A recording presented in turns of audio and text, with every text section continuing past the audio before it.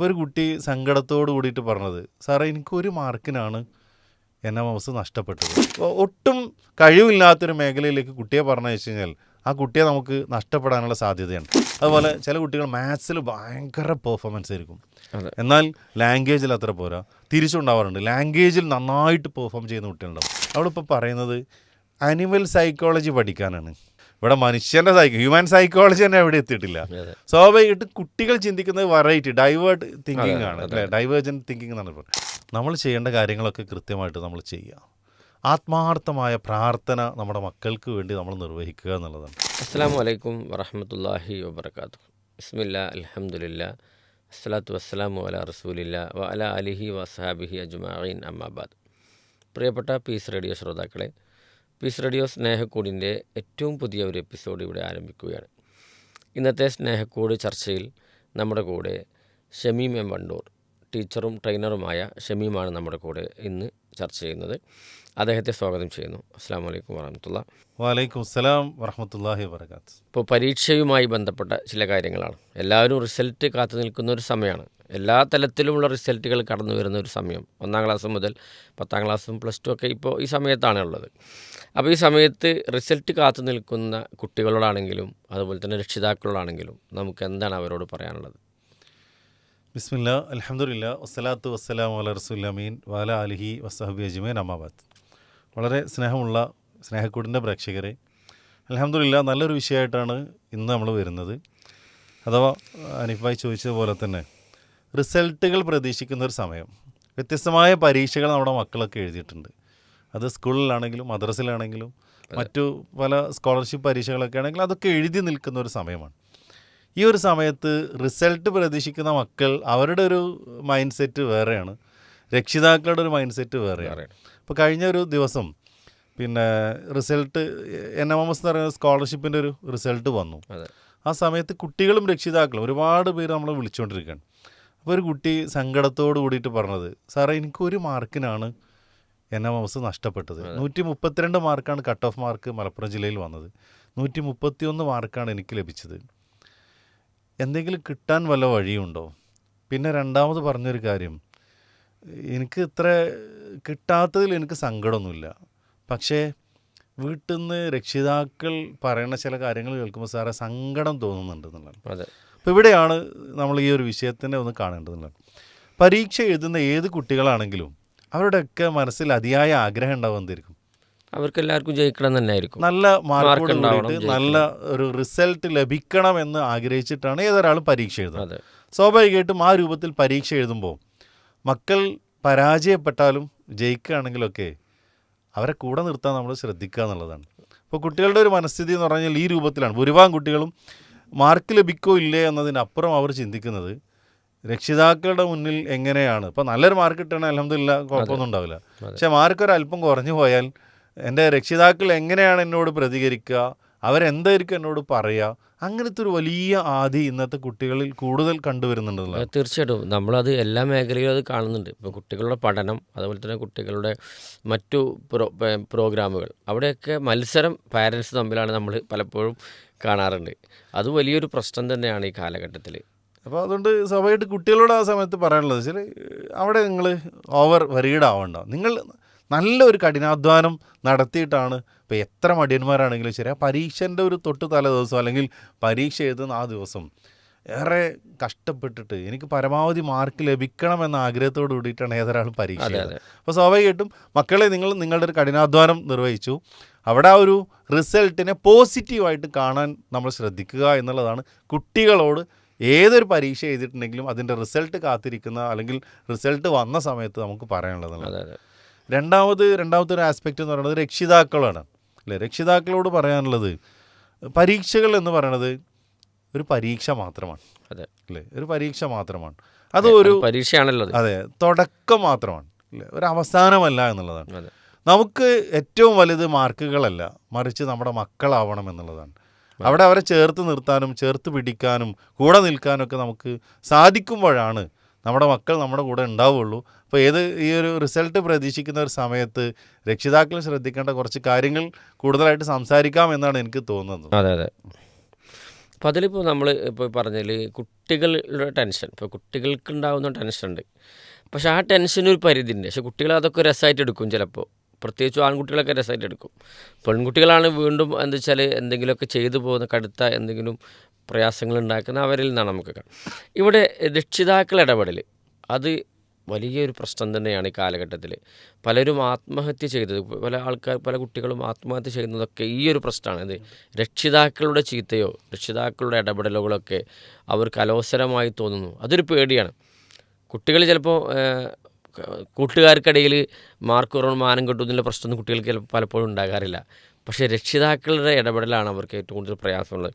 രക്ഷിതാക്കളോട് നമുക്ക് ഈ വിഷയത്തിൽ നന്നായി ചില കാര്യങ്ങൾ പറയാനുണ്ടായിരിക്കും. രക്ഷിതാക്കളോട് പറയാനുള്ള കാര്യം കുട്ടികളുടെ മനസ്സ് നമ്മൾ മനസ്സിലാക്കുക എന്നുള്ളതാണ്. ഒരു ആത്മബന്ധം നമ്മൾ മക്കളായിട്ടുണ്ടെങ്കിൽ മാത്രമേ അങ്ങനത്തെ ഒരു കാര്യം നമുക്ക് മനസ്സിലാക്കാൻ പറ്റുള്ളൂ. അപ്പോൾ റിസൾട്ട് വരുമ്പോൾ മാത്രമല്ല, റിസൾട്ടിൻ്റെ മുന്നേ തന്നെ നമ്മൾ എന്ത് ചെയ്യുക, മക്കളെ കൂടെ നിർത്തുക, അവരെ കൂടെ നിർത്തുക എന്നുള്ള പ്രധാനപ്പെട്ട ഒരു കാര്യം. അവിടെ മനസ്സിന് വലിയ പ്രാധാന്യമുണ്ട്. നിങ്ങൾ പറഞ്ഞ പോലെ തന്നെ ഇപ്പോൾ ഈ ഒരു സന്ദർഭത്തിൽ എൻ്റെ മനസ്സിലേക്ക് വരുന്നത് ആ പേര് അവിടെ പറയണില്ല. ആ കുട്ടി ഹോസ്പിറ്റലിൻ്റെ 4ാം നിലയിൽ നിന്നും ചാടി ആത്മഹത്യ ചെയ്ത സംഭവം കേരളത്തിലുണ്ടായിട്ടുണ്ട്. ഏതാനും വർഷങ്ങൾക്ക് മുമ്പാണ്. അപ്പോൾ അവിടെ എന്താ വെച്ച് കഴിഞ്ഞാൽ മെഡിക്കൽ എൻട്രൻസിന് വേണ്ടിയിട്ട് രക്ഷിതാവിൻ്റെ നിർബന്ധപ്രകാരം പരീക്ഷ എഴുതാൻ ഒന്നാമത്തതിന് കിട്ടിയില്ല. ഇവനൊട്ടും താല്പര്യമില്ല. എന്നിട്ട് വീണ്ടും രക്ഷിതാവ് നിർബന്ധിക്കുകയാണ്. അങ്ങനെ അവൻ ആത്മഹത്യാ ശ്രമം നടത്തി ഹോസ്പിറ്റലിലാവുകയാണ്.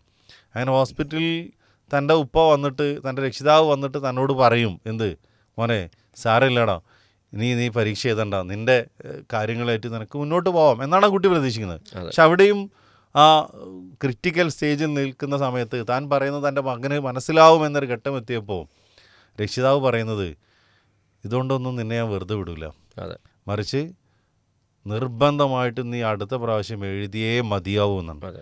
ആ ഹോസ്പിറ്റലിൽ നിന്നും ആരും ഇല്ലാത്ത സമയത്ത് ഇവൻ എടുത്ത് 4ാം നിലയിൽ നിന്ന് താഴെ ചാടി ആത്മഹത്യ ചെയ്യുന്ന ഒരു വാർത്തയല്ല, ഒരു റിയൽ കാര്യം നമ്മൾ വായിച്ചത് ഈ കേരളത്തിൽ തന്നെയാണ്.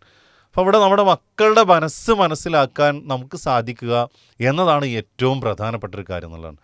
കുട്ടിയുടെ താല്പര്യം എന്തൊക്കെയാണ്, അവർക്ക് ഇഷ്ടപ്പെട്ട മേഖല എന്തൊക്കെയാണ്, അതിലേക്ക് എത്താനുള്ളൊരു മാർക്ക് അവന് കിട്ടിയിട്ടുണ്ടെങ്കിൽ അവിടെ നമ്മൾ അൽഹംദുലില്ലാ എന്ന് പറയണം.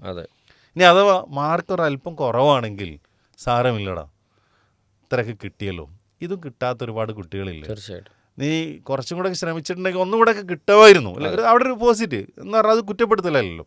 സാരമില്ല, ഏതായാലും ഇത് കിട്ടിയല്ലോ, ഇനിയിപ്പോൾ എന്താ നമ്മൾ ചെയ്യുക. അപ്പോൾ സ്വാഭാവികമായിട്ട് ആ കുട്ടിയുടെ മനസ്സിലൊരു ചെറിയ കുറ്റബോധം ഉണ്ടാവും. ശരിയാണല്ലേ, പക്ഷേ ഈ മാർക്ക് വെച്ച് ഞാൻ എന്ത് ചെയ്യും. ചിലതൊക്കെ റിപ്പീറ്റ് ചെയ്യാനുള്ള സാഹചര്യം ഉണ്ടെങ്കിൽ, അഥവാ വീണ്ടും ചെയ്യാനുള്ള സാഹചര്യം ഉണ്ടെങ്കിൽ ആ കുട്ടി ഓട്ടോമാറ്റിക്കലി ഇതുപോലൊരു അപ്രോച്ച് ആയിട്ട് ചെയ്യുന്ന രക്ഷിതാവിനോട് പറയുന്നതായിരിക്കും, ഉപ്പ അല്ലെങ്കിൽ ഉമ്മ, ഞാൻ അത്ര വേണ്ട ഗൗരവത്തിൽ ഇത് എടുത്തില്ല, ഇപ്പോൾ ഇത് ഇങ്ങനെ ഈ ഒരു റിസൾട്ട് വന്നപ്പോഴാണ് ഞാൻ ഒന്നും കൂടി ചെയ്യട്ടെ. അപ്പോൾ സ്വാഭാവികമായിട്ട് എന്ത് ചെയ്യും, അങ്ങനെ റിപ്പീറ്റ് ചെയ്യാനുള്ള ഒരു സമയമുണ്ടെങ്കിൽ അവരുടെ മനസ്സിൽ നിന്നിങ്ങോട്ട് ആവശ്യപ്പെടുകയാണെങ്കിൽ സ്വാഭാവികമായിട്ട് അതിന് അനുവദിച്ചു കൊടുക്കുക എന്നുള്ളതാണ്. അല്ല എങ്കിൽ ആ കിട്ടിയ മാർക്ക് വെച്ച് നെക്സ്റ്റ് അടുത്തൊരു അവരുടെ ഭാവിക്ക് വേണ്ടി എന്താണോ ചെയ്യാൻ പറ്റും കൂടിയാലോചന നടത്തുക. ആ കൂടിയാലോചന നടത്തിയിട്ട് വേണം എന്ത് ചെയ്യാൻ, അടുത്തൊരു ഘട്ടം തീരുമാനിക്കേണ്ടതാണ്. എന്തായാലും മനസ്സിന് വലിയ പ്രാധാന്യമുണ്ട്. അവിടെ കുട്ടികളുടെ മനസ്സറിഞ്ഞുകൊണ്ട് രക്ഷിതാക്കളുടെ അപ്രോച്ചിനാണ് ആ സമയത്ത് ഏറ്റവും വില. അവിടെ നമ്മളെങ്ങാനും ഒരു അവിവേകം ചെയ്തു കഴിഞ്ഞാൽ എന്നേക്കുമായി ഒരു പക്ഷേ നമുക്ക് നമ്മുടെ മക്കളെ നഷ്ടപ്പെട്ടേക്കാം. അപ്പം അതുകൊണ്ട് സൂക്ഷിച്ച് കൈകാര്യം ചെയ്യേണ്ട ഒരു മേഖലയാണത്. മാത്രമല്ല പ്രത്യേകിച്ച് ഈ കൗമാരഘട്ടത്തിലുള്ള കുട്ടികളൊക്കെയാണ് കൂടുതലും ഈ പരീക്ഷയുമായിട്ട് ബന്ധമുണ്ട്. അതിൻ്റെ മേലെ കഴിഞ്ഞാൽ പിന്നെ അവരെന്നെ സ്വന്തമായിട്ട് ഈ കാര്യങ്ങളൊക്കെ ചെയ്യും. പ്രത്യേകിച്ച് ഈ അഡോളസെൻസ് പീരീഡ് എന്ന് പറയുന്നത്, കൗമാര കാലഘട്ടം എന്ന് പറയുന്നത് വികാരങ്ങൾക്കാണ് കൂടുതൽ ആ സമയത്ത് കുട്ടികൾ അടിമപ്പെടുക എന്നുള്ളതാണ്. വിവേകം അവിടെ വളരെ കുറച്ചായിരിക്കും, എടുത്തു ചാടും അവർ. അപ്പോൾ ഒരു ചെറിയൊരു പ്രയാസം വരുമ്പോഴേക്ക് പൊട്ടിത്തെറിക്കുന്ന നമ്മൾ കാണാറുണ്ട്. അപ്പം ഇങ്ങനെയൊക്കെയുള്ള വളരെ സൂക്ഷിച്ച് കൈകാര്യം ചെയ്യേണ്ട നമ്മുടെ മക്കളെ പ്രത്യേകിച്ചും നമ്മൾ ഏറ്റവും കൂടുതൽ മാനസികമായ സപ്പോർട്ട് കൊടുക്കണമെന്നാണ് ഒന്നാമതായിട്ട് നമുക്ക് പറയാം. ഇവിടെ സാധാരണ രൂപത്തിലുണ്ടാവാറിപ്പോൾ ഒന്ന് രക്ഷിതാക്കളുടെ ഒരു താല്പര്യമാണ് എൻ്റെ മകൻ ഇന്നതാകണം, ഒന്ന് ഇപ്പോൾ ഡോക്ടർ അല്ലെങ്കിൽ എന്തെങ്കിലും മികച്ച ഒരു ഏരിയയിൽ എൻ്റെ മകനോ മകളോ എത്തിപ്പെടണമെന്ന രക്ഷിതാക്കളുടെ വലിയ താല്പര്യമുണ്ട്. അതുകൊണ്ടാണ് ഇവരെന്ത് ചെയ്യുന്നത്, വല്ലാതെ പ്രസ് ചെയ്യുന്നത്, കുട്ടികൾ ഇന്നതായേ പറ്റൂ, അവൻ എൻട്രൻസ് എഴുതിയേ പറ്റൂ. അപ്പോൾ ഇതിലൊരു എന്താ വെച്ചാൽ പണ്ടത്തെയൊക്കെ പോലെ അല്ലല്ലോ ഇപ്പോൾ. ഒരു MBBS മാത്രമല്ല, എല്ലാ മേഖലയും വൈഡായിട്ട് എവിടെ എത്തിച്ചേരാൻ പറ്റാവുന്ന സാധ്യതകളുണ്ട്. രക്ഷിതാക്കൾക്ക് ഒരുപക്ഷെ അത് അറിയാഞ്ഞിട്ടായിരിക്കാം. പിന്നെ രണ്ടാമത്തെ ഒരു കാര്യം എന്താ വെച്ചാൽ, സമൂഹത്തിൽ എൻ്റെ മകൻ ഡോക്ടറാണ് അല്ലെങ്കിൽ അവൻ ഇന്നൊരു തസ്തികയിലാണ് എന്ന് പിന്നെ പറയാനുള്ള അങ്ങനെ ഉള്ള ഇതുണ്ട്. ഇവിടെ ഈ പറഞ്ഞതിൽ ഈ 2 പോയിൻ്റ് ആണെങ്കിൽ പോലും നമ്മുടെ കുട്ടികൾക്കൊരു മൈൻഡ് സെറ്റ് ഉണ്ടല്ലോ, ഞാൻ ഇന്നതാകാമെന്നുള്ളത് ഒരു കുട്ടി കണ്ടെത്തുന്നു എന്നുള്ളതാണ്. അപ്പോൾ അവിടെ രക്ഷിതാക്കൾക്ക് നല്ല റോളുണ്ട് അതിൽ. ഞാനത് പറയാൻ കാരണം, നമ്മളെ കുട്ടിയാണല്ലോ, നമ്മുടെ കുട്ടിയെ നമുക്കാണ് മനസ്സിലാക്കേണ്ടത്. അത് മനസ്സിലാകാതെയാണ് കുട്ടികൾക്ക് വലിയ ഭാരങ്ങൾ വെച്ച് കൊടുക്കുന്നത്, അല്ലേ? അപ്പോൾ അവിടെ നമുക്ക് രക്ഷിതാവിനോടൊരു ചില കാര്യങ്ങൾ പറയാനുണ്ടാകും. തീർച്ചയായിട്ടും നിങ്ങൾ പറഞ്ഞ കാര്യത്തിലേക്ക് നമ്മൾ വരുമ്പോൾ ഞാൻ അടുത്തൊരു കാര്യം നമ്മൾ പറയാൻ ഉദ്ദേശിക്കുന്നത് താരതമ്യങ്ങൾ നമ്മൾ ഒഴിവാക്കുക എന്നുള്ളതാണ്, അല്ലേ? ഈ കമ്പാരിസൺ എന്ന് പറയുന്നത് മനുഷ്യർ ഒട്ടും ഇഷ്ടപ്പെടാത്തൊരു കാര്യമാണ്. അപ്പോൾ ഇത് പറയുന്ന മുതിർന്ന ആൾക്കാരാണെങ്കിലും ഇപ്പോൾ എന്നെ നിങ്ങളായിട്ട് കമ്പയർ ചെയ്ത് കഴിഞ്ഞാൽ സ്വാഭാവികമായിട്ട് എനിക്കത് ഇഷ്ടമില്ല. ചിലപ്പോൾ നല്ല കാര്യത്തിലാണെങ്കിൽ ഒരുപക്ഷെ ഇഷ്ടപ്പെട്ടേക്കാം. പക്ഷേ രക്ഷിതാക്കൾ കമ്പാരിസൺ നടത്തുന്നത്, താരതമ്യം ചെയ്യുന്നത് പലപ്പോഴും നല്ല കാര്യങ്ങൾക്കല്ല എന്നുള്ളതാണ്. നമ്മളെ കുട്ടി നല്ലൊരു കാര്യം ചെയ്തിട്ടുണ്ടെങ്കിൽ അവനോട് പറയാണ് അൽഹംദുലില്ലാ, നീ അവനേക്കാൾ ഉഷാറായിട്ട് ഇത് ചെയ്തല്ലോ എന്ന് പലപ്പോഴും നമ്മൾ പറയില്ല. പക്ഷെ നമ്മൾ പറയാതെ കുടുംബത്തിൽ എന്തെങ്കിലും നല്ല ഒരു നേട്ടം നേടി വന്ന ഒരു കുട്ടി ഉണ്ടെങ്കിൽ അവരെയിട്ട് കമ്പയർ ചെയ്യും, അല്ലേ? കണ്ടില്ലേ, അവനെ കണ്ടില്ലേ, അവളെ കണ്ടില്ലേ, നിന്നെപ്പോലെ തന്നെയല്ലേ അവൾ സ്കൂളിൽ പോണത്, നിൻ്റെ അത്ര സൗകര്യം പോലും അവർക്കില്ലല്ലോ, എന്നിട്ടും അവൾ വാങ്ങിച്ച മാർക്ക് കണ്ടില്ല, അവൻ വാങ്ങിച്ച മാർക്ക് കണ്ടില്ല എന്നുള്ളതാണ്. ഇവിടെ ഞാൻ നേരത്തെ പറഞ്ഞ പോലെ തന്നെ നമ്മൾ മുതിർന്ന ആൾക്കാരും നമ്മൾ എന്ത് ചെയ്യണില്ല, താരതമ്യങ്ങൾ ഇഷ്ടപ്പെടുന്നില്ലാണ്. ഉദാഹരണത്തിന് ഇപ്പോൾ ഒരു എക്സാമ്പിളിലൂടെ തന്നെ ഈ കാര്യം നമുക്ക് പറയാം. ഞാൻ ചെയ്തൊരു കാര്യം, നമ്മൾ വീട്ടിൽ ചെയ്തൊരു കാര്യം വിചാരിച്ചോളൂ, അത് വന്നിട്ട് ഒരാൾ പറയുന്നു ഇതൊക്കെ എന്താണ്, ഈ സാധനം ഉണ്ടല്ലോ അപ്പുറത്തെ വീട്ടിൽ ഇന്ന ആൾ വളരെ സൂപ്പറായിട്ട് ചെയ്തിട്ടുണ്ട്. പ്രത്യേകിച്ച് നമ്മുടെ ഉമ്മമാർ, സഹോദരിമാരാണ് ഈ മേഖലയിൽ ഒന്ന് ശ്രദ്ധിക്കേണ്ടതെന്നുള്ളതാണ്.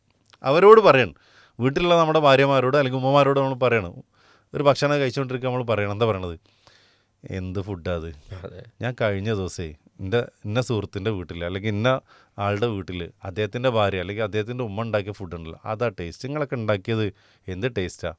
സ്വാഭാവികമായിട്ട് ഇത് കേൾക്കുന്നതോടുകൂടി നമ്മുടെ ഭാര്യയാണെങ്കിൽ നമ്മുടെ ഭാര്യ, നമ്മുടെ ഉമ്മയാണെങ്കിൽ നമ്മുടെ ഉമ്മ, നമ്മുടെ സഹോദരിയാണെങ്കിൽ സഹോദരി, അവരാകെ ഡെസ്പാവും എന്നുള്ളതാണ്, അല്ലേ? നിരാശ ബാധിക്കും എന്നുള്ളതാണ്. അപ്പോൾ എന്തേ കാരണം, അവർ ചെയ്തൊരു കാര്യം, അവർ നിർവഹിക്കുന്ന ഒരു കാര്യം മറ്റൊരാളായിട്ട് കമ്പയർ ചെയ്തു, മറ്റേ ആൾ ഉയർന്ന ഇതിനേക്കാൾ മികച്ച് നിൽക്കുന്നതാണ്. അപ്പോൾ സ്വാഭാവികമായിട്ടും മുതിർന്ന ആൾക്കാർ പോലും മറ്റൊരാളുമായിട്ട് നമ്മൾ താരതമ്യം ചെയ്യുന്നത് ഇഷ്ടപ്പെടുന്നില്ല എന്നുള്ളതാണ്. സ്വാഭാവികമായിട്ടും ഇതേ കാര്യം നമ്മുടെ മക്കളെക്കുറിച്ച് നമ്മൾ ചെയ്തു കഴിഞ്ഞാൽ ആ മക്കളും ഇത് ഇഷ്ടപ്പെടുന്നില്ല എന്നുള്ളതാണ്. അപ്പോൾ അവിടെ പിന്നെ നമ്മുടെ മക്കൾക്കുള്ള വ്യത്യസ്തമായ മേഖലകളുണ്ട്. നിങ്ങൾ പറഞ്ഞ പോലെ തന്നെ ഇന്ന് 1, 2, 3 മേഖലകളല്ല, അനന്തമായ സാധ്യതകളാണ്, അല്ലേ? ഏതെല്ലാം മേഖലകൾ. ഇപ്പോൾ ഞാൻ മുമ്പൊരു എപ്പിസോഡിൽ പറഞ്ഞിട്ടുണ്ടെന്നാണ് തോന്നുന്നത്, രസകരമായ ചില കോഴ്സുകളെ കുറിച്ച് നമ്മൾ കേൾക്കാറുള്ളത് കുട്ടികളിൽ നിന്നുള്ളതാണ്. 2-3 വർഷം മുമ്പ് എൻ്റെ ക്ലാസ്സിൽ നിന്ന് 10ാം ക്ലാസ്സിൽ നല്ല റിസൾട്ട് വാങ്ങിപ്പോയ ഒരു കുട്ടിയുടെ ഉമ്മ വിളിച്ചിട്ട് റിസൾട്ട് വന്ന ആ ദിവസം എന്നോട് ചോദിക്കണം, സാറേ പിന്നെ എന്തൊക്കെയുണ്ട്, സുഖമല്ല എന്നൊക്കെ ചോദിച്ചിട്ട് ചോദിക്കുകയാണ്, എൻ്റെ മോൾക്കേ അവളിപ്പോൾ പറയുന്നത് അനിമൽ സൈക്കോളജി പഠിക്കാനാണ്. അപ്പോൾ അനിമൽ സൈക്കോളജിയെ പഠിക്കാനുള്ള മേഖലകൾ എന്തൊക്കെയാണ്, അതിൻ്റെ സ്കോപ്പുകൾ എന്തൊക്കെയാണ്, അതിനെക്കുറിച്ച് എന്താണ് നിങ്ങളുടെ അഭിപ്രായം എന്നാണ്. അപ്പോൾ ഞാൻ ആദ്യൻ്റെ മനസ്സിൽ വിചാരിച്ചെന്തറിയോ, ഇവിടെ മനുഷ്യൻ്റെ ഹ്യൂമൻ സൈക്കോളജി തന്നെ എവിടെ എത്തിയിട്ടില്ല. സ്വാഭാവികമായിട്ട് കുട്ടികൾ ചിന്തിക്കുന്നത് വെറൈറ്റി ഡൈവേർട്ട് തിങ്കിങ് ആണ്, അല്ലേ? ഡൈവേർജൻറ്റ് തിങ്കിങ് എന്നാണ് പറയുന്നത്. അപ്പോൾ അങ്ങനെയുള്ള വൈവിധ്യമായ ചിന്തകളാണ് ചിന്തിക്കുന്നത്. അപ്പോൾ അന്ന് പറഞ്ഞാൽ അവർക്കറിയാം വ്യത്യസ്തമായ മേഖലകൾ, എന്നാൽ അതിനുള്ള അവസരങ്ങളുണ്ട്. അപ്പോൾ സ്വാഭാവികമായിട്ടും മറ്റേതെങ്കിലും ഒരു കുട്ടിയെക്കുറിച്ച്, നേടിയ നേട്ടത്തിനെ കുറിച്ച് അല്ലെങ്കിൽ ഒരു കുട്ടിയെക്കുറിച്ച് നമ്മുടെ മക്കളുമായിട്ട് നമ്മൾ കമ്പയർ ചെയ്യുകയാണെങ്കിൽ സ്വാഭാവികമായിട്ടും നമ്മുടെ കുട്ടികൾ താഴേക്ക് പോകാനും അവരുടെ പിന്നെ ആത്മാഭിമാനം കുറയാനുമാണ് അത് കാരണമാക്കുക. അപ്പം അതുകൊണ്ട് താരതമ്യങ്ങൾ തീർത്തും നമ്മൾ ഒഴിവാക്കുക. താരതമ്യം ചെയ്യാം, എങ്ങനെയാണെന്ന് അറിയൂ, അവരവരുമായിട്ട് കമ്പയർ ചെയ്യാം. നീ നന്നായിട്ട് പഠിച്ചു, അതുകൊണ്ട് നിനക്ക് ഇത്ര മാർക്ക് കിട്ടി.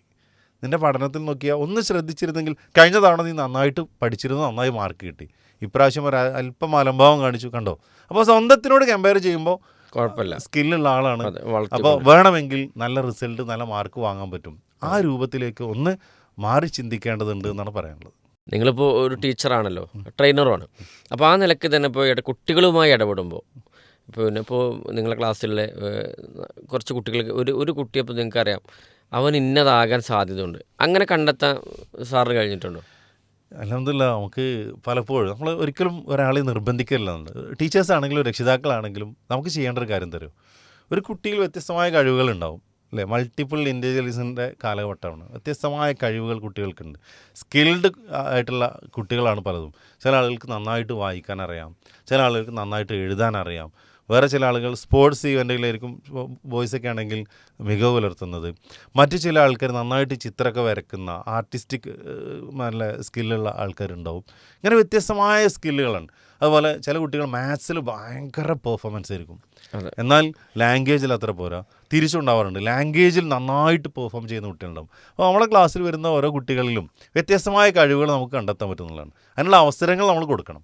അപ്പോൾ സ്കൂളിലെ അധ്യാപകർക്ക് ഇടപെടാൻ പറ്റുന്ന ഒരുപാട് മേഖലയുണ്ട്. ഓരോ കുട്ടികളുടെ കഴിവുകൾ നമുക്ക് തിരിച്ചറിയാം. ആ തിരിച്ചറിയുന്ന കഴിവ് അവരൊന്ന് അപ്രീഷിയേറ്റ് ചെയ്യുക. അപ്പോൾ എൻ്റെ ക്ലാസ്സിൽ കഴിഞ്ഞ പ്രാവശ്യം നന്നായിട്ട് പാട്ട് പാടുന്ന ഒരുത്തുണ്ടായിരുന്നു, അല്ലേ? അവനെ വ്യത്യസ്ത അവസരം കിട്ടുമ്പോൾ നമ്മൾ എന്ത് ചെയ്യും?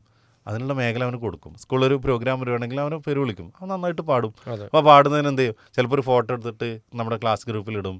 അപ്പോൾ എല്ലാവരും ഒരു ലൈക്ക് അടിക്കും. അതൊക്കെ ഒരു അഭിമാനവും കുട്ടികൾക്ക് കിട്ടുന്ന ഒരു അപ്രീസിയേഷനാണ്. അപ്പോൾ അവനെ കൂടുതൽ ആ മേഖലയിലേക്ക് പ്രാപ്തനാക്കുന്നില്ല. അതുപോലെ തന്നെ ക്ലാസ്സിൽ പിന്നെ എല്ലാ ദിവസവും രാവിലെ ക്ലാസ് തുടങ്ങുന്ന ആ ഒരു സമയത്ത് ഒരു ദിവസം എന്തെങ്കിലും സംതിങ് പ്രസൻറ്റ് ചെയ്യാനുള്ള ഒരു അവസരം ഞാൻ കുട്ടികൾ കൊടുക്കില്ല. അപ്പോൾ ചില കുട്ടികൾ ഏതെങ്കിലും ഒരു ജനറൽ നോളജിനെ കുറിച്ചിട്ട് പറയും, മറ്റു ചില കുട്ടികൾ ഏതെങ്കിലും ഒരു കണ്ടുപിടുത്തത്തിനെ കുറിച്ച്, ശാസ്ത്രീയമായ കാര്യങ്ങളെക്കുറിച്ച് പറയും. വേറെ ചില ആൾക്കാർ വല്ല ചരിത്രങ്ങളുമായിട്ട് ബന്ധപ്പെട്ടുള്ള കാര്യങ്ങളാവും. അങ്ങനെ വ്യത്യസ്തമായ കാര്യം ക്വിസൊക്കെ കണ്ടക്ട് ചെയ്യാറുണ്ട്. അപ്പോൾ ഈ കുട്ടികൾ ഈ കാര്യങ്ങൾ അവതരിപ്പിക്കുമ്പോൾ നന്നായിട്ട് അവതരണ ശൈലിയുള്ള ആൾക്കാരുണ്ടാവും. അപ്പോൾ ആ കുട്ടികളുടെ എല്ലാവരെയും മുന്നിൽ വെച്ചിട്ട് എന്ത് ചെയ്യും? അപ്രീഷിയേറ്റും. എന്തായാലും എല്ലാ കുട്ടികൾക്കും വ്യത്യസ്തമായ കഴിവുകളുണ്ട്, അല്ലേ? ആ കഴിവ് കണ്ടെത്താൻ രക്ഷിതാക്കൾക്കും അധ്യാപകർക്കും കഴിയുകയും അത് അവരെ ബോധ്യപ്പെടുത്തി കൊടുക്കാം. ഇപ്പോൾ നന്നായി കമ്മ്യൂണിക്കേറ്റ് ചെയ്യാൻ പറ്റുന്ന ആൾക്കാർക്ക് ധാരാളം അവസരമുണ്ട്. ഇപ്പോൾ സ്കൂളുകളിലൊക്കെ നമ്മൾ ഒരു 5ാം ക്ലാസ് തൊട്ട് നമ്മുടെ കേരളത്തിൽ വിദ്യാഭ്യാസ സിസ്റ്റം അനുസരിച്ച് ഒരു കുട്ടി മിനിമം 4 ഭാഷകൾ പഠിക്കുന്നുണ്ടെന്നുള്ളതാണ്. മലയാളം ഓൾറെഡി നമ്മുടെ മാതൃഭാഷ ഉണ്ട്, അതുപോലെ ഇംഗ്ലീഷ് പഠിക്കുന്നുണ്ട്, ഹിന്ദി പഠിക്കുന്നുണ്ട്, അറബി പഠിക്കുന്ന കുട്ടികളാണെങ്കിൽ അറബി പഠിക്കുന്നുണ്ട്. ഞാൻ കഴിഞ്ഞ പ്രാവശ്യം കുട്ടികളോട് ചോദിച്ചൊരു കാര്യം, മക്കളെ ഈ 4 ഭാഷകൾ ഒരു വിഷയം എന്നതിൻ്റെ അപ്പുറം നമ്മുടെ ജീവിതത്തിൽ നമുക്കൊരുപാട് നേട്ടങ്ങൾ തരാനും ഒരു കരിയർ സെറ്റ് ചെയ്യാനുള്ളൊരു പഠനത്തിനെ കുറിച്ച് നിങ്ങൾ ആലോചിച്ച് നോക്കിയിട്ടുണ്ടോ? ഒരു ഇംഗ്ലീഷിൽ ഒരാൾ വന്നിട്ട് നമ്മളോട് കുറച്ച് കാര്യങ്ങൾ കമ്മ്യൂണിക്കേറ്റ് ചെയ്യുകയാണെങ്കിൽ അതിനെ തിരിച്ച് അതേപോലെ കമ്മ്യൂണിക്കേറ്റ് ചെയ്യാൻ നമുക്ക് കഴിയണം, അല്ലേ? കാരണം 5ാം ക്ലാസ് മുതൽ പഠിക്കണം, ഇപ്പോൾ നിങ്ങൾ 10ാം ക്ലാസ്സിലെത്തി. ഹിന്ദി കഴിഞ്ഞ 5 വർഷങ്ങൾ നിങ്ങൾ പഠിക്കണം.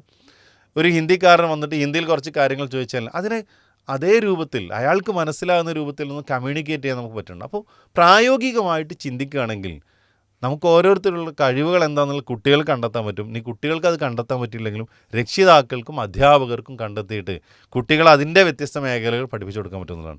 അപ്പോൾ ഈ ശാസ്ത്രീയ മേഖലയിലൊക്കെ ഇപ്പോൾ ശാസ്ത്രമേളയൊക്കെ ഉണ്ടാകുമ്പോഴേ അതുമായി ബന്ധപ്പെട്ട് പ്രവർത്തിക്കുന്ന ഒരുപാട് കുട്ടികളെ കാണാം. ഞാനത് പറയാൻ പറ്റുമെന്ന് എനിക്കറിയില്ല.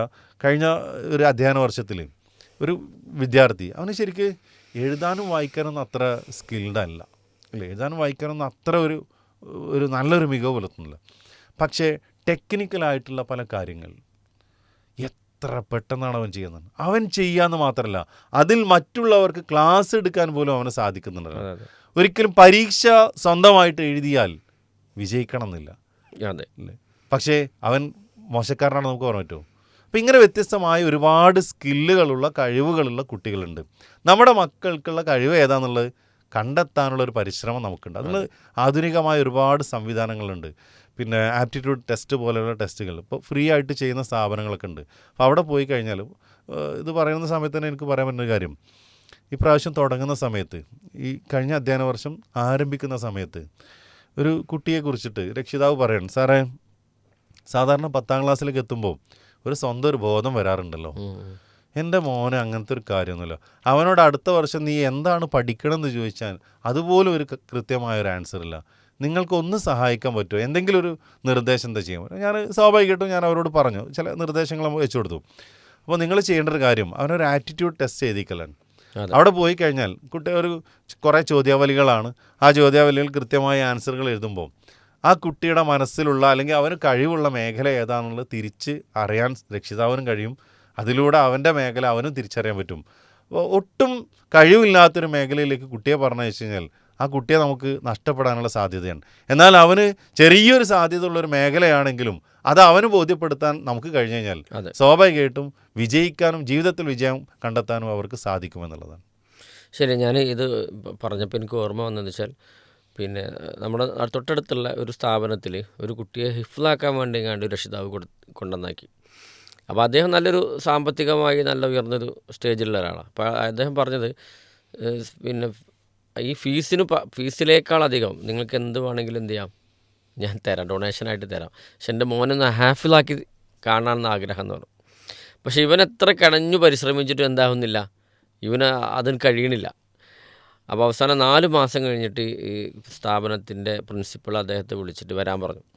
അങ്ങനെ അദ്ദേഹം വന്നു. അദ്ദേഹം വന്നിട്ട് പറഞ്ഞു, അദ്ദേഹം മോനെ കാര്യങ്ങൾ വിശദീകരിച്ച് പറഞ്ഞു, ഇവൻ്റെ കഴിവുകൾ ഞാൻ കണ്ടെത്തിയിട്ടുണ്ട്. നമ്മുടെ നിലമ്പൂർ ഏരിയയിലുള്ള സ്ഥാപനം, ആ പ്രളയകാലത്ത് നടന്ന ആ സ്ഥാപനത്തിലൊക്കെ കേടുവന്ന ഈ വെള്ളമടിക്കണ മോട്ടർ, പിന്നെ അതുപോലെ തന്നെ അവിടുത്തെ ട്യൂബ് ലൈറ്റുകളൊക്കെ കേടുവന്നു. അപ്പോൾ ഇത് നന്നാക്കാൻ കഴിയില്ല എന്ന് പറഞ്ഞ് അതിൻ്റെ ജോലിക്കാർ ഒഴിവാക്കിയിട്ട് പോയതാണ്. ഈ കുട്ടി എന്താ വെച്ചാൽ ചെറിയ മോനാണ്, ഒരു 10 ക്ലാസ്സിൽ താഴെ 8-ലോ 9-ലോ പഠിക്കുന്ന ചെറിയ മോനാണ്. അവൻ്റെ ഒഴിവ് സമയങ്ങളിൽ അവൻ എന്ത് ചെയ്തിട്ടുണ്ട് വെച്ചാൽ ഇതൊക്കെ എടുത്ത് വയറൊക്കെ പിരിച്ച് ഇതൊക്കെ കത്തിച്ചിട്ടുണ്ട്. അതായത് നന്നാക്കാൻ കഴിയില്ല എന്ന് ഒഴിവാക്കിയിട്ട് ട്യൂബുകളും ഇതൊക്കെ നന്നാക്കി വെച്ചിട്ടുണ്ട്. അപ്പോൾ അദ്ദേഹം വിളിച്ചിട്ട് പറഞ്ഞു, പിന്നെ ഇതാണ് ഇവൻ്റെ കഴിവ്, നിങ്ങൾക്ക് ഇവനെ ഈ ഏരിയയിലേക്ക് തിരിച്ചു വിടുകയാണെങ്കിൽ, ഇപ്പോൾ ഞാൻ ഈ സ്ഥാപനം നടത്തുന്ന ഒരു വ്യക്തിയാണ്, ഞാൻ ഹാഫിളല്ല, ഇപ്പോൾ പറയാം ഞാൻ ഹാഫിളല്ല, എനിക്ക് കഴിവില്ല, എന്നാൽ ഇവിടുന്ന് 200ഓളം കുട്ടികൾ ഓരോ വർഷവും എന്ത് ചെയ്യുന്നുണ്ട്, ഹിഫ്ലാക്കി ഇറങ്ങുന്നുണ്ട്. അപ്പോൾ അതൊരു അധ്യാപകൻ്റെ ഒരു കണ്ടെത്തലാണ്. ഇപ്പോൾ രക്ഷിതാക്കൾ എന്ന നിലക്ക് രക്ഷിതാക്കൾക്ക് എന്ത് ചെയ്യുന്നില്ല, അവർ ഒരു ഇടുങ്ങിയ മനസ്സുമായി നിൽക്കുകയാണ്. 1, 2, 3 മേഖലകൾ മാത്രമാണ്. ഏതു മേഖലയാണെങ്കിലും എന്ത് ചെയ്യും, അവിടെ വിജയം കണ്ടെത്താൻ സാധിക്കുമെന്നുള്ളതാണ് രക്ഷിതാക്കൾ തിരിച്ചറിയേണ്ടത്, അല്ലേ? അപ്പോൾ രക്ഷിതാക്കൾ നേരെ വന്ന് ആരോട് പറയാം, നിങ്ങളെപ്പോലുള്ള ടീച്ചറും അധ്യാപകരോട് വന്നിട്ടാണ് പറയാം.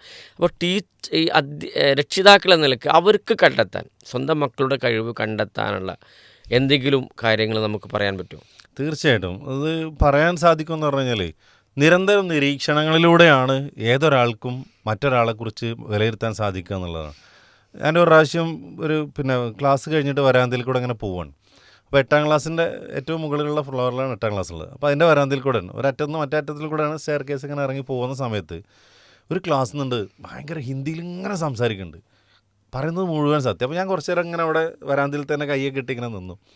തിരിച്ച് ഇതിങ്ങനെ സ്റ്റോപ്പ് ആവാതെ ഇങ്ങനെ കണ്ടിന്യൂ ചെയ്തപ്പോൾ ഞാൻ ജസ്റ്റ് ഡോറിൽ ഇങ്ങനെ പോയി. അപ്പോൾ ഒരുത്തൻ്റെ കൂട്ടുകാരോട് വെറുതെ ഇങ്ങനെ പറഞ്ഞുകൊണ്ടിരിക്കുകയാണ്. അല്ലെങ്കിൽ എന്നെ കണ്ടതോടുകൂടിയിട്ട് ആളിങ്ങനെ ഒന്നിങ്ങനെ പതുങ്ങി നിൽക്കുകയാണ്. അപ്പോൾ ഞാൻ അവനെ വിളിച്ചു, ചിരിച്ചുകൊണ്ടാണ് വിളിച്ചു, വാടാന്നാണ്. അപ്പോൾ അവൻ്റെ പേര് കാര്യം, ഞാൻ ആ ക്ലാസ് കൊടുക്കില്ല, അവൻ്റെ പേര് കാര്യങ്ങളൊക്കെ ചോദിച്ചു. അവൻ പറഞ്ഞ്, നീ അടിപൊളിയായിട്ടാണല്ലോ ഹിന്ദി സംസാരിക്കണത്, ഇത് എങ്ങനെ അതിൽ കളിയാക്കല്ലേ? ഞാൻ പറഞ്ഞു, കളിയാക്കലടാ, സത്യമായിട്ട് പറയാം, പിന്നെ നന്നായിട്ട് ഉഷാറായിട്ട് നീ സംസാരിക്കുന്നുണ്ട്, ഒക്കെ കൃത്യമാണല്ലോ, നീ എവിടുന്ന് അത് പഠിച്ചെന്ന് വെച്ചു. അപ്പോൾ പറഞ്ഞു വെച്ചാൽ എൻ്റെ ഉപ്പക്കൊരു മസാല കടയുണ്ട് എന്ന് പറഞ്ഞാൽ പലചരക്കൊക്കെ വിൽക്കുന്ന പച്ചക്കറികളും കൂടെ ഉള്ളൊരു കടയുണ്ട്. അതിൻ്റെ തൊട്ടടുത്ത് ഒരുപാട് ബംഗാളികൾ താമസിക്കുന്ന ക്വാർട്ടേഴ്സ് ഉണ്ട്. അപ്പോൾ ഞാൻ ഇടയ്ക്ക് ഉപ്പനെ ഹെൽപ്പ് ചെയ്യാൻ വേണ്ടിയിട്ട് സ്കൂൾ വിട്ടതിന് ശേഷവും ചിലപ്പോൾ രാവിലെയൊക്കെ പോകാറുണ്ട് സർ. അപ്പോൾ അവിടെ ഇവരിങ്ങനെ വരുമ്പോൾ ഒരിങ്ങനെ പറഞ്ഞത് കേട്ട് പഠിച്ചാണെന്നാണ്. അപ്പോൾ ഞാൻ മനസ്സിലാക്കിയെന്ന് തരും, ആ ഇവർ ചോദിക്കുന്ന ഓരോ വാക്കുകൾ കേട്ടാണ് എന്ത് ചെയ്യുന്നത്, ഇവൻ ഈ ഹിന്ദി പഠിക്കണത്, അവന് ലാംഗ്വേജ് നല്ല സ്കില്ലാണ്. അങ്ങനെ പരീക്ഷയൊക്കെ കഴിഞ്ഞ് റിസൾട്ട് പ്രോഗ്രസ് കാർഡിൻ്റെ സമയത്ത് രക്ഷിതാവ് വന്നപ്പോൾ യാദൃശ്ചികമായിട്ട് അവൻ്റെ ഉമ്മേനെയും എൻ്റെ മുന്നിൽ ഞാൻ തോന്നുന്നു. അതിൽ ഞാൻ പറഞ്ഞു, എൻ്റെ ഉമ്മനോട് ഞാൻ പറഞ്ഞു, ഇവൻ്റെ ഉമ്മയാണല്ലേ, ഞാൻ ഒരു കാര്യത്തിന് അവങ്ങളോട് എന്തെങ്കിലും പറഞ്ഞു ചോദിച്ചു. പറഞ്ഞിട്ടുണ്ട്. എന്താ ചോദിച്ചു, അവൻ ഹിന്ദി പറഞ്ഞിട്ട് നിങ്ങൾ വിളിച്ചുകൊണ്ട് അപ്രീഷിയേറ്റ് ചെയ്യുന്നു. അപ്പോൾ ഞാൻ നിങ്ങളെ ശ്രദ്ധിച്ചിട്ടുണ്ടോ ചോദിച്ചു.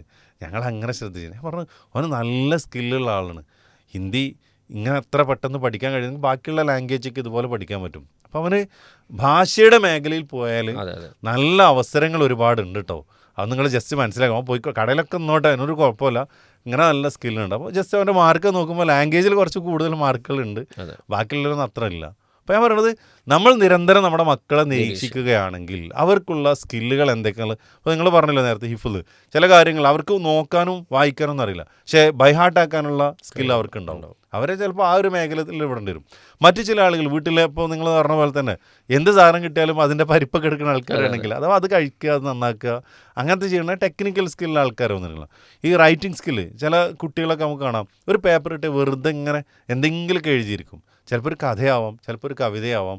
അങ്ങനത്തെ മേഖലയിൽ അനന്തമായ സാധ്യതകളുണ്ടെന്നുണ്ട്. അപ്പോൾ ഈ നമ്മളെത്ര ഈ AI-ൻ്റെയൊക്കെ ആർട്ടിഫിഷ്യൽ ഇൻ്റലിജൻസിൻ്റെയും അതുപോലെ തന്നെ മറ്റു നൂതനമായ സംവിധാനങ്ങളുടെയൊക്കെ കാലമാണെന്ന് പറയുമ്പോഴും ഒരു 25 വർഷം കഴിഞ്ഞാൽ 2050 ആകുമ്പോഴും സ്കോപ്പുള്ള മേഖലകൾ ഏതെല്ലാം എന്ന് ഇപ്പോൾ ഉള്ള സംവിധാനങ്ങൾ ജസ്റ്റ് ഒന്ന് നമ്മൾ ഗൂഗിൾ ചെയ്താൽ, അല്ലെങ്കിൽ ChatGPT ചോദിച്ചാൽ, ജെമിനിയോട് ചോദിച്ചു കഴിഞ്ഞാൽ അവിടെയൊക്കെ നമുക്ക് കിട്ടുന്ന ആൻസറുകൾ എന്ന് പറഞ്ഞാൽ മനുഷ്യരുമായി ബന്ധപ്പെട്ടുള്ള കാര്യങ്ങളാണ്. കമ്മ്യൂണിക്കേഷൻ സ്കില്ല് വരുന്നുണ്ട് അല്ലേ, ആശയവിനിമയ ശേഷി എന്നും സ്കോപ്പുള്ള മേഖലയാണ്. അതുപോലെ തന്നെ ലീഡർഷിപ്പ് ക്വാളിറ്റി. ചില ആൾക്കാരുണ്ടല്ലോ ഭയങ്കര അലമ്പായിട്ടിരിക്കും അവർ നമ്മളെ കൂടെ ഉണ്ടാവുക, പക്ഷെ അവർ ടീമിൽ ചെന്നാൽ അവരാണ് ഫസ്റ്റ്, അവരാണ് നേതാക്കൾ.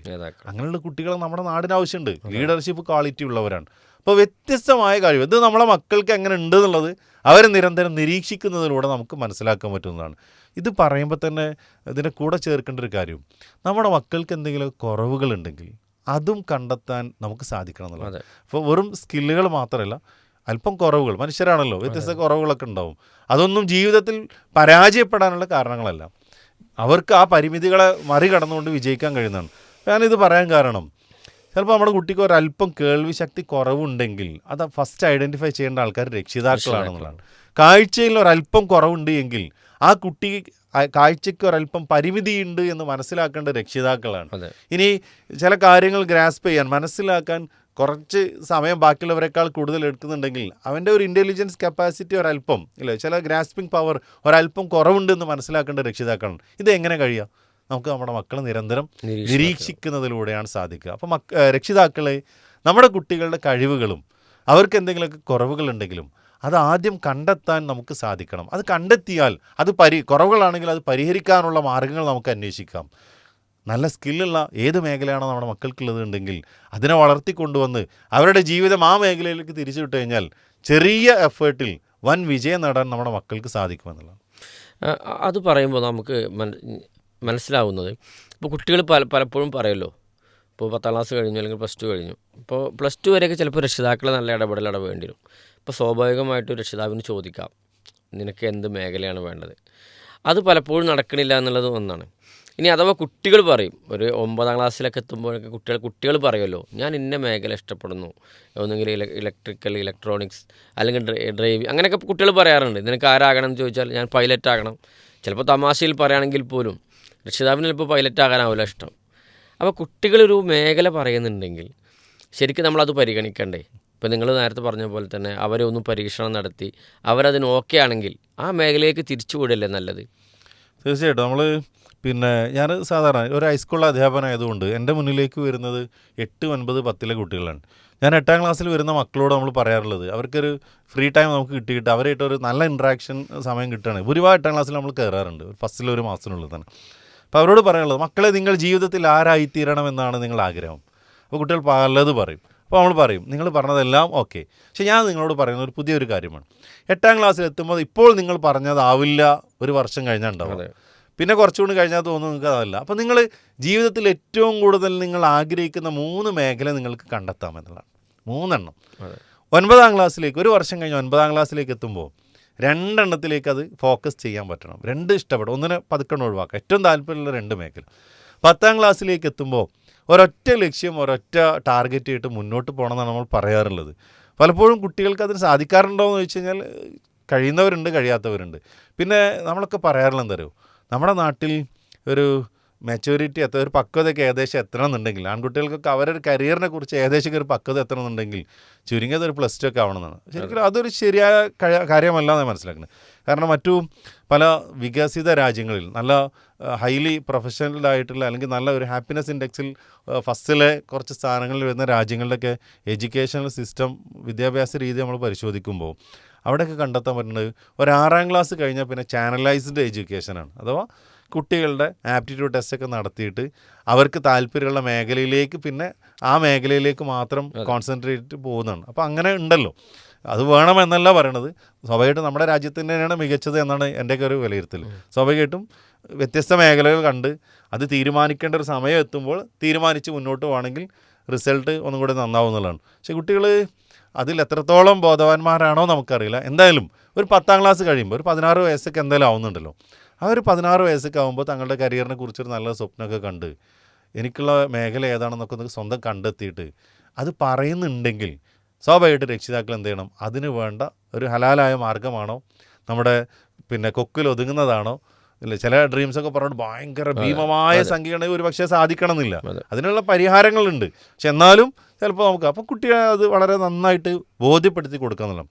പക്ഷേ ഒരു ജെന്യൂനായ സാധിക്കുന്ന നല്ല ഒരു മേഖല അവന് ജീവിക്കാനും അല്ലെങ്കിൽ അവനും നമുക്കും കുടുംബത്തിനും നാടിനൊക്കെ ഉപകരിക്കുന്ന ഒരു കോഴ്സിനെ കുറിച്ചാണ് പറയുന്നുണ്ടെങ്കിൽ രക്ഷിതാക്കൾ പിന്നെ അവിടെ നെഗറ്റീവ് അടിക്കരുത് എന്നുള്ളതാണ്. അവിടെ അതിന് സപ്പോർട്ട് ചെയ്യും. ശരിയാ, നീ നല്ലൊരു അടിപൊളി മേഖലയാണ് കണ്ടെത്തിയത്, ഇതിൽ പോയാൽ ഇന്ന കാര്യങ്ങളൊക്കെ ഉണ്ടാവും, അവൻ അറിയണ കാര്യങ്ങളൊക്കെ ചോദിച്ചറിയാം, എന്നിട്ട് നമുക്ക് അതിൻ്റെ കൂടെ കൂട്ടിച്ചേർക്കാൻ എന്തെങ്കിലുമൊക്കെ ഉണ്ട് അതുകൂടി കൂട്ടിച്ചേർക്കുക, എന്നിട്ട് പറയാം സൂപ്പറാണ്, നീ നന്നായിട്ട് പഠിക്ക്, ഇൻഷാ അല്ലാ നമ്മളെ അതിന് കൂടെ ഉണ്ടാവും, എല്ലാവിധ സപ്പോർട്ട് രക്ഷിതാവ് എന്നുള്ളതല്ല എൻ്റെ ഭാഗത്ത് ഉണ്ടാവും എന്ന് പറഞ്ഞിട്ട് നമ്മൾ സപ്പോർട്ട് ചെയ്യാണ് വേണ്ടത്. ഇനി പ്രത്യേകിച്ച് തീരുമാനമൊന്നും എടുക്കാൻ പറ്റാത്ത കുട്ടികളാണെങ്കിൽ അവിടെ രക്ഷിതാക്കൾക്ക് വലിയ റോളുണ്ട്. അതാണ് നമ്മൾ നേരത്തെ പറഞ്ഞത്, ആ കുട്ടീനായിട്ട് നമ്മൾ എന്ത് ചെയ്യണം, ഏതെങ്കിലും ഒരു ആപ്റ്റിറ്റ്യൂഡ് ടെസ്റ്റ് എന്ന് പറയാം അല്ലേ, നമ്മുടെ മനസ്ഥിതി മനോഭാവം എന്താണോ എന്ന് തിരിച്ചറിയാനുള്ള ടെസ്റ്റാണ്. ഒരു ചോദ്യാവലികളാണ് ഉണ്ടാവുക. അത് സ്വാഭാവികമായിട്ട് ആ ഒരു എഴുത്ത് എഴുതുന്നതിനോട് ആ കുട്ടിയുടെ ഒരു മനസ്സിൽ ഏറ്റവും കൂടുതൽ സ്വാധീനം. ചില ആളുകൾക്ക് സയൻസ് വിഷയങ്ങൾ +1 എടുക്കാൻ ഒട്ടും താല്പര്യം ഉണ്ടാവില്ല, അവർക്ക് ഹ്യൂമാനിറ്റീസ് ആവാം, കൊമേഴ്സ് ആവാം, പക്ഷെ അവർ സ്വന്തമായിട്ടൊരു തീരുമാനം പറയാനുണ്ടാവില്ല. അപ്പം അങ്ങനത്തതൊക്കെ കണ്ടെത്താൻ ഈ ഒരു സമയത്ത് ഈ എന്ത് ചെയ്യുക, ആപ്റ്റിറ്റ്യൂഡ് ടെസ്റ്റുകൾ രക്ഷിതാക്കൾ മുൻകൈ എടുത്തുകൊണ്ട് എഴുതിക്കാൽ അവർക്ക് ഇഷ്ടപ്പെട്ട മേഖല ഏതാണെന്നുള്ളത് കണ്ടെത്താൻ നമുക്ക് സാധിക്കുമെന്നുള്ളതാണ്. ഇപ്പോൾ ഏതായാലും നമ്മൾ എത്തി നിൽക്കുന്നത് ഇപ്പോൾ റിസൾട്ട് കുറേ വന്നു, ഇനി കുറേ റിസൾട്ട് പ്രഖ്യാപിക്കാനുണ്ട്. ഈ വന്നതും പ്രഖ്യാപിക്കാനിരിക്കുന്നതുമായ ഈ സമയത്ത് രക്ഷിതാക്കൾക്കൊരു മാനസികാവസ്ഥ ഉണ്ട്, അവരോട് നമുക്ക് എന്താണ് പറയാനുള്ളത്? നമ്മൾ രക്ഷിതാക്കളോട് തന്നെയാണ് മുഴുവൻ നമ്മൾ പറഞ്ഞുകൊണ്ടിരിക്കുന്നത്. പക്ഷേ എന്നാലും ഇനി കുറച്ച് കാര്യങ്ങൾ നമുക്ക് അവരോട് പറയാനുള്ളത്. സ്വാഭാവികമായിട്ട് ഞാനൊരു ചോദ്യം നിങ്ങളോട് ചോദിക്കുകയാണ് അല്ലേ, നിങ്ങളുടെ കുട്ടി നല്ലൊരു മാർക്കും നിങ്ങൾ ഇഷ്ടപ്പെടുന്ന ഒരു ഗ്രേഡുമായി വന്നു കഴിഞ്ഞാൽ സ്വാഭാവികമായിട്ട് ആസ് എ പാരൻ്റ് രക്ഷിതാവ് എന്നുള്ള നിലയിൽ നിങ്ങളെന്താ ചെയ്യുക? നമ്മൾ അതിയായി സന്തോഷിക്കും. നമ്മളൊരു വാക്ക് കൂടി പറയും, അതെ എൻ്റെ മോനാണ്, ആ വാക്ക് കിട്ടാൻ വേണ്ടിയിട്ടാണ്. അഥവാ എൻ്റെ കണ്ടില്ലേ അല്ലേ, നമ്മൾ അഭിമാനത്തോടെ വരും, കണ്ടില്ലേ എൻ്റെ മോനാണ് അതുകൊണ്ടാണ് വിജയിച്ചത്, നമ്മൾ അപ്രീഷിയേറ്റ് ചെയ്യും. അപ്പോൾ ഭാര്യ വരും, നിങ്ങളുടെ മോനായതുകൊണ്ട് മാത്രമല്ല എൻ്റെ മോനാണ്. അപ്പോൾ വിജയിച്ചാൽ അവകാശികൾ കൂടുതലാണ്, എല്ലാവരും നമ്മുടേതാക്കി മാറ്റാൻ മത്സരിക്കുകയാണ് ചെയ്യുന്നത്. സ്വാഭാവികമായിട്ട് റിസൾട്ട് വരുമ്പോൾ അതൊക്കെ ആയിക്കോട്ടെ, കുഴപ്പമൊന്നുമില്ല. പക്ഷേ എൻ്റേത് എന്നതിന് പകരം നമ്മുടേത് എന്ന് പറഞ്ഞിട്ട് എല്ലാവരുടേതാക്കിയിട്ട് മാറ്റണം. പക്ഷെ അവിടെ നമ്മൾ ശ്രദ്ധിക്കേണ്ട ഒരു കാര്യം തരും, ആദ്യം അപ്രീഷിയേറ്റ് ചെയ്യാൻ, അഭിനന്ദിക്കാൻ നമ്മൾ സന്നദ്ധരാകുന്നതാണ്. നന്നായിട്ട് നീ വിജയിച്ചു, നീ കഠിനാധ്വാനം ചെയ്തതിൻ്റെ റിസൾട്ടാണ്, ഇത് നിൻ്റെ വിജയമാണ്, പ്രാർത്ഥനയിട്ട് എനിക്ക് വേണ്ട കാര്യങ്ങളൊക്കെ ആയിട്ട് നമ്മളുണ്ടായിരുന്നു. പക്ഷേ ഇത് ഞങ്ങളുടേതല്ല നിൻ്റേതാണ് എന്ന് പറഞ്ഞിട്ട് അവനെ അപ്രീഷിയേറ്റ് ചെയ്യാൻ ഒന്നാമത് നമ്മൾ ശ്രദ്ധിക്കാം. രണ്ടാമത് ഇപ്പോൾ വിജയമാകുമ്പോൾ എല്ലാവരും അത് ചെയ്യും, ചെറിയ എന്തെങ്കിലും സമ്മാനങ്ങൾ കൊടുക്കും, വേണം, അങ്ങനെ തന്നെ ചെയ്യേണ്ടത്. ആ വിജയത്തിൻ്റെ നല്ലൊരു മധുരം, നല്ലൊരു സമ്മാനമൊക്കെ നമ്മൾ കൊടുക്കാൻ, അത് കുടുംബത്തിൻ്റെയൊക്കെ മുന്നിലോ അല്ലെങ്കിൽ ബാക്കിയുള്ളവരുടെയൊക്കെ മുന്നിലോ, നമ്മൾ വേറെയുള്ള പല ആൾക്കാരുടെ നേട്ടങ്ങളൊക്കെ നമ്മൾ എന്ത് ചെയ്യും, നമ്മുടെ സ്റ്റാറ്റസൊക്കെ ആക്കി വയ്ക്കും. നമ്മുടെ മക്കൾക്കൊരു നേട്ടം ഉണ്ടായാലും പലപ്പോഴും നമ്മളതൊന്നും ചെയ്യില്ല. അപ്പോൾ നമ്മളായിട്ടൊരു ആരും കൊടുത്തിട്ടില്ലെങ്കിലും ഫസ്റ്റ് സമ്മാനം നമ്മുടേതായിട്ട് മാറട്ടെ അല്ലേ. ഒരു വിജയമായിട്ട് നമ്മുടെ മക്കൾ വരുന്നുണ്ടെങ്കിൽ ഫസ്റ്റ് അവനുള്ള ഗിഫ്റ്റ് ആസ് എ പാരൻ്റ്, ഒരു രക്ഷിതാവ് എന്നുള്ളതിൽ നമ്മുടെ അടുത്ത് ആവട്ടെ. അത് വലിയ അംഗീകാരം, ജീവിതത്തിൽ എന്നും അവൻ കാത്തു സൂക്ഷിക്കുക എന്നുള്ളതാണ്. രണ്ടാമത്തെ ഒരു കാര്യം, ഈവൻ ജയിച്ച് വരേണ്ട കുട്ടി ഒരല്പം മാർക്ക് കുറഞ്ഞു, കുടുംബത്തിലെ ഏതെങ്കിലും അല്ലെങ്കിൽ നമ്മുടെ അയൽവാസികളുടെ ഏതെങ്കിലുമൊക്കെ ഒരു കുട്ടിക്ക് കിട്ടിയ അത്ര ഗ്രേഡും മാർക്കും കിട്ടിയിട്ടില്ലെങ്കിൽ സ്വാഭാവികമായിട്ടും നമ്മുടെ പ്രതികരണം എന്തായിരിക്കും ഉണ്ടാവുക? അപ്പോൾ പരസ്പരം അങ്ങോട്ടും ഇങ്ങോട്ടും കുറ്റപ്പെടുത്തും. ഉമ്മനെ കുറ്റം പറയും, ഉമ്മ എങ്ങനെ നന്നാവുക, നിങ്ങളുടെ മോനല്ലേ എന്ന് ഭാര്യ പറയും, ഭർത്താവ് പറയും ഞാൻ എന്താക്കിയിട്ട് എന്താ നീ അല്ലേ. ആ രൂപത്തിൽ പരസ്പരം അങ്ങോട്ട് വിജയമാണെങ്കിൽ പരസ്പരം അതിൻ്റെ അവകാശികളാവാൻ മത്സരിക്കുന്ന നമ്മൾ ഒരല്പം പരാജയം വരുമ്പോൾ അല്ലെങ്കിൽ ഒരല്പം മാർക്ക് അല്ലെങ്കിൽ ഗ്രേഡ് കുറയുമ്പോൾ പരസ്പരം അങ്ങോട്ടും ഇങ്ങോട്ടും കുറ്റപ്പെടുത്തണം. അവിടെയാണ് പ്രിയപ്പെട്ടവരെ നമ്മൾ ചേർത്ത് നിർത്തേണ്ടത്. ആ പരാജയപ്പെട്ടത് ഒരു പരീക്ഷയിലാണ്, ജീവിതത്തിലല്ല എന്നുള്ളതാണ്. ജീവിതത്തിലല്ല ആ പരാജയം നേരിട്ട് ഒരു പരീക്ഷയിലാണ്. പരീക്ഷ എന്ന് പറഞ്ഞാൽ ഒരൊറ്റ അവസരം മാത്രമാണ്, ഇനിയും ഒരുപാട് അവസരങ്ങൾ മുന്നിലുണ്ട്. നമ്മൾ ആലോചിച്ച് നോക്കൂ, ലോകത്തിൻ്റെ വിവിധ ഭാഗങ്ങളിൽ അല്ലേ വ്യത്യസ്തമായ നേട്ടങ്ങൾ നേടിയ ആളുകൾ, കഴിഞ്ഞു പോയവർ, ഇപ്പോൾ ഉള്ളവരൊക്കെ എടുത്ത് പരിശോധിക്കുമ്പോൾ ജീവിതത്തിൽ എല്ലാം വിജയത്തിൻ്റെ കഥകളൊന്നുമല്ല നമുക്ക് കാണാൻ പറ്റുന്നത്.